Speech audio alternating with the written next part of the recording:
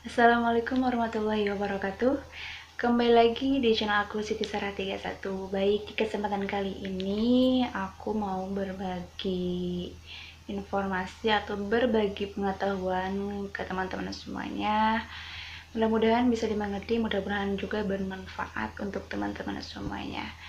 Oke, penasaran kan aku mau bahas apa kali ini? Ya, betul sekali sesuai thumbnailnya, aku mau membahas tentang kemandulan atau ciri-ciri kemandulan pada wanita. Oke, sebelumnya aku ditemani dengan personil aku seperti biasa, dan kemarin ada penambahan personil ya dengan yang ini. Oke, tanpa berlama-lama, kalau misalkan kalian penasaran dengan penjelasannya, tonton video ini sampai selesai dan jangan lupa tinggalkan like, comment, dan subscribe-nya. Oke, selamat menonton.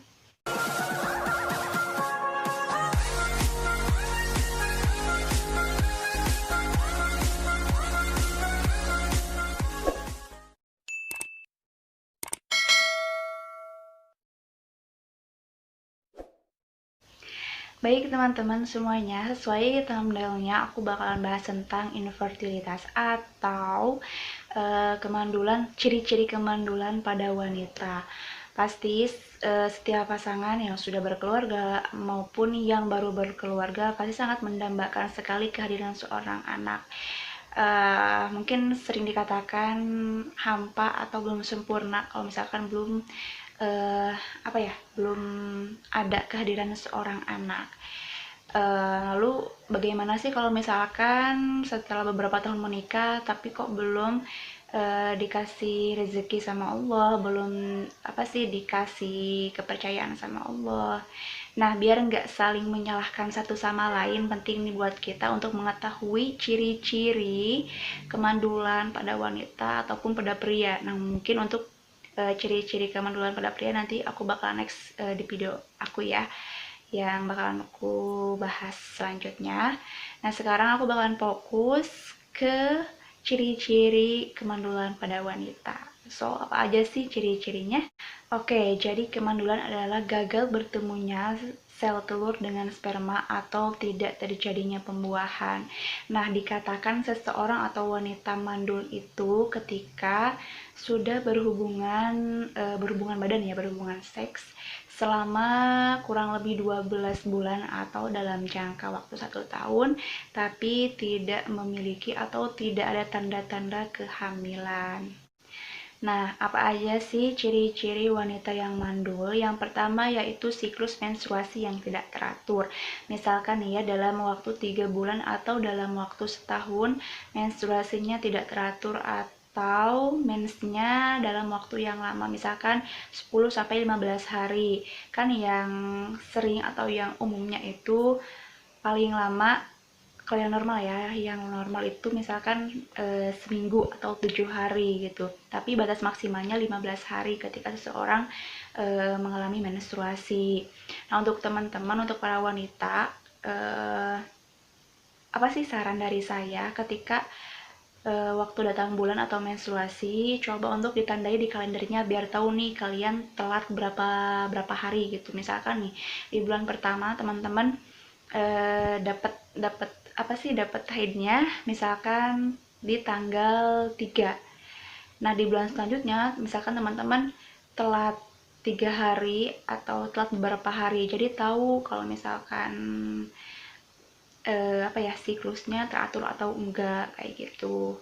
Nah, ciri-ciri yang kedua yaitu perdarahan yang hebat ketika menstruasi. Nah, ketika seseorang mengalami pendarahan yang hebat ini bisa beberapa kali mengganti pembalut. Nah, aku juga ngasih saran untuk teman-teman ketika lagi menstruasi harus rajin mengganti pembalut juga. Usahakan 3 atau 4 jam itu harus mengganti pembalut. Jangan menunggu penuh, jangan membiarkan kuman-kumannya makin banyak, atau jangan membiarkan bakterinya makin betah. Ciri-ciri yang ketiga yaitu perdarahan di luar siklus menstruasi. Nah, ini biasanya tanda ada penyakit lain, misalkan miom atau kanker. Nah, ini juga bisa menjadi salah satu penyebab seseorang atau perempuan mengalami kemandulan. Ciri-ciri yang keempat yaitu atau secara fisiknya rambut pubisnya tidak ada atau bahkan botak ya. Yang selanjutnya obesitas atau kelebihan berat badan. Yang terakhir yaitu karena perempuan misalkan capek bekerja atau kelelahan yang bisa menyebabkan penurunan produksi sel telur.